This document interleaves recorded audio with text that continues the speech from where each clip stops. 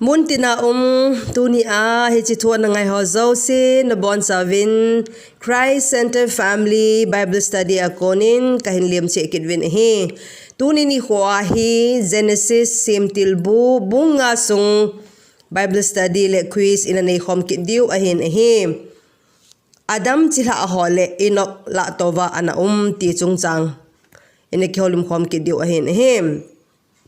Amasapenin Chate hola akhat pen ahilouleh minu mipa nang le kejen taona mangin hiche lhon chun Chate ho to Bung sung hi velkhat be ina simdoh khom masat divin pakaimen ikitim vin he ina bol ngai jing bangovin chukele hiche Bung sunga verse of the day chang chabi chu ahile Genesis Bung chang somni lali Enoch chu Pathen to Chilhah kang lovin akilhon le jingjengin chizovin ama akihol motai azi chu Pathenin ama ala do atan ahi Pathen to thing ibon chawadin Pathe bo piu han hichi hi Chate ho to ina bai hat khom tewa ina simdoh khom te divin pakaimen ikitim kitbin him SEMTILBU Bung sunga a characters ho koi kimuam iti ahile hichi Chate ho to HOLDOH khom diwin ikitimovin akhat na chu Adam le Eve akimukit in amani hi Mihem masapen teni anhi honin hi ani na achun SETH LEH ACHILHAH HO akimun hi Adam le Eve chapa amani phungui kisim na pa hin hi athum na achun Enoch kitipa Pathen ahinga anala to masapen pa akimun hi ali na hin METHUSELAH Bible Mihem hozo sila ahing sort pen Adam sort pen pa ahin hi anga na hin Noah akimun hi Pathen lung anato pa tia het Noah akimun hi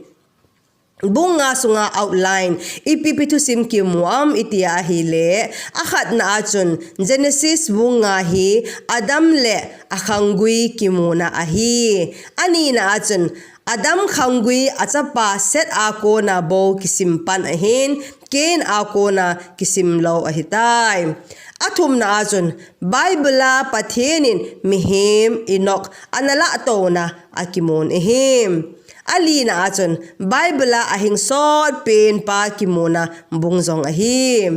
anga na achun Noah thusim hungkipat na bung ahi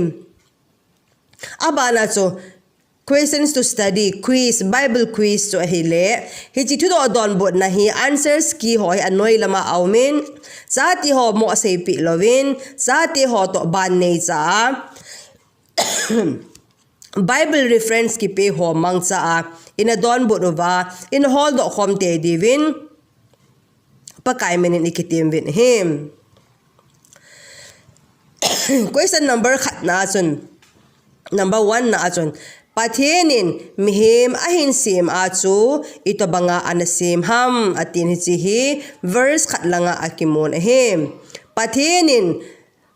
amalim tabang bangin Mihem teni so anasime akitin him question number 2 na achun Pathenin pasal le nume anasim teni so ipi anamin sa hanem hichi verse ni langa akimuin Mihem tin anasain ahim question number 2 na achun SETH apena chu Adam kumizat anahitam hichi verse tum langa akimuin kum zakhale somthum analhingta nahi ali na achun question number 4 na achun Adam chu kumizat sung anahingham hichi verse 5 na akimuin kum zakole somthum 930 years anahitan anahingin ahim anga na ahin inos pa chu koiham hichi verse 6 langa akimuin Inos baso SETH ahi akitim question number 6 na achun Inos chapa min chu ipiham hichi verse ko lama akimuin Kenan ahi question number 7 na achun Kenan chu kumizat sung anadamham hichi verse somlali lama akimuin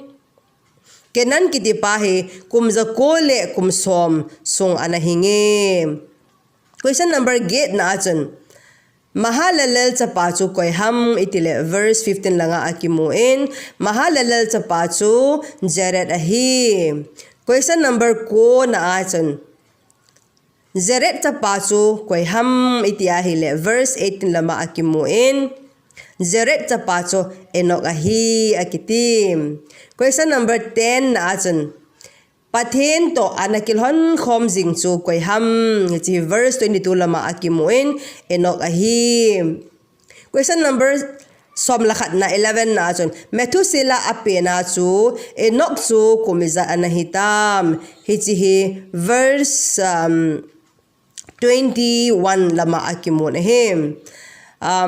kum som guble nga anahita akitin him. Question number somlani na aivena hile Bible anaki hol mo Pathen anala ato su koiham itile verse 24 lama akimuin Enoch ahikedin him. Question number somla thum na ahin Enoch chu kumizat ahia Pathen anala ato ham hichi verse 23 lama akimuin Enoch chu kum zathum le songup lenga anahita akitin him. Question number 14 na ahin Bible Mihem ahing sot pin chu koiham iti ahile verse 27 lama akimuin METHUSELAH ahi. Question number 15 na ahin METHUSELAH chu kumizat sung anahing itile verse 27 lama akimuin kumza ko le kum songgub le ko sung anahingi 969 years sung anahingi. Question number 16 na achon Noah pa chu amin ipiham itile Noah pa chu amin lamek ahi. Question number 17 na achon Noah in chapa iza anem aminu sein hiche verse 32 lama akimuin chapa thum ananezin aminu chu sem ham le zafat akitim. Hiche Bung nga sunga application Chilhah ding le Chate sepi te ding ho chu akhat na cho hile leise na Mihem te zau si hi Pathen amalim le mel bang banga eina semule ehin semu ahi ti hi Chate ho atha bia remind bol ki te dingin pakaimen ikitem ven he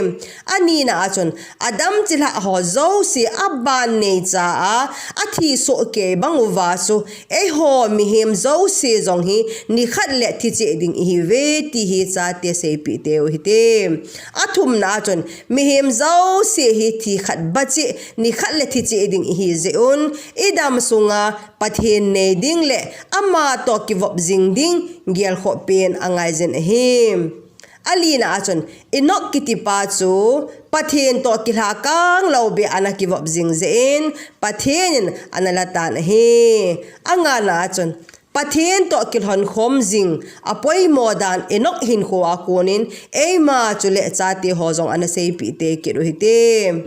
agup na chun ihaina hu ozong Pathena kon ahin